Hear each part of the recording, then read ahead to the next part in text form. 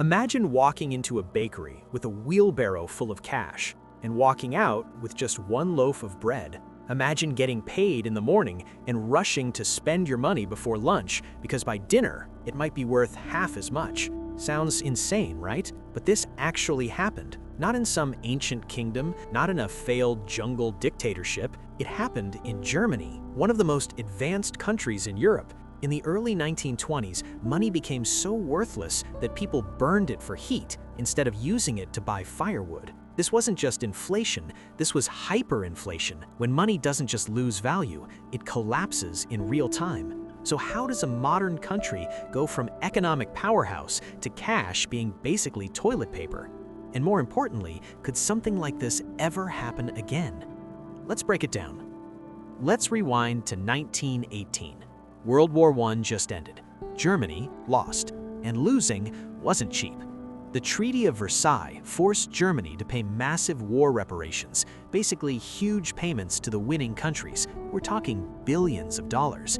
The problem? Germany didn't have the money. Their economy was already wrecked from the war. Factories were damaged, workers were exhausted, trade was unstable. So the government had a choice: raise taxes like crazy or print more money.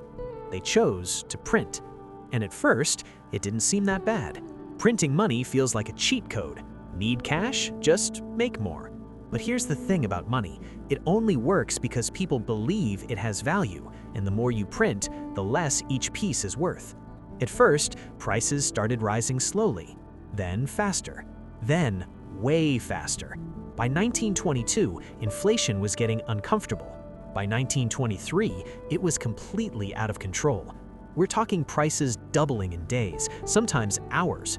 There are real stories from that time. A loaf of bread that cost 250 marks in January cost 200 billion marks by November. People were paid twice a day so they could run and spend their wages immediately. Kids used stacks of cash as building blocks. Workers carried money in wheelbarrows, and criminals didn't even bother stealing money anymore. They stole the wheelbarrow. That's how worthless the cash became.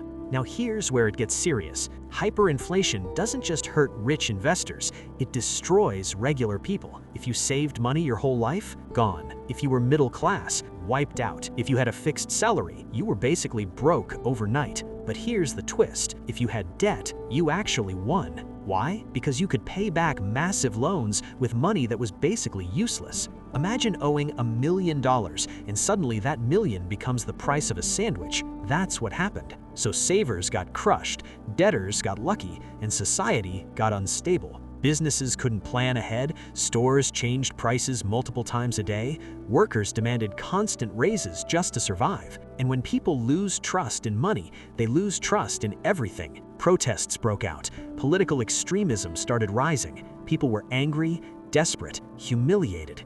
And this economic chaos created the perfect environment for radical leaders to step in and promise solutions. Hyperinflation didn't directly cause World War II, but it absolutely helped create the anger and instability that made extreme politics more attractive. So how did it finally stop? Here's the surprising part. Germany introduced a new currency. It was called the Rentenmark. But this time, they didn't just print it randomly. They backed it with real assets, land, and industrial goods. And most importantly, they stopped printing money like crazy. The government got serious about controlling supply. Confidence slowly came back, and when confidence came back, money started working again. Because that's what currency really is, a shared belief. Break the belief, and the system breaks. So what's the takeaway from Germany's hyperinflation nightmare? Lesson number 1, money is only valuable because people trust it. Once trust disappears, value disappears. Lesson number 2, printing money feels like an easy fix, but it's not free. There's always a cost. Lesson number 3, economic collapse doesn't just hurt wallets, it changes politics, it changes society, it changes history. Germany's hyperinflation wasn't just about crazy bread prices, it was about what happens when financial discipline breaks down. And here's the real reward. Now you understand something most people don't. You understand that inflation isn't random, it's connected connected to policy, debt, trust, and human behavior. You're less likely to panic when you hear the word inflation. You're more likely to ask smart questions, and you're way more aware of how fragile financial systems can be. History doesn't repeat exactly, but it definitely rhymes.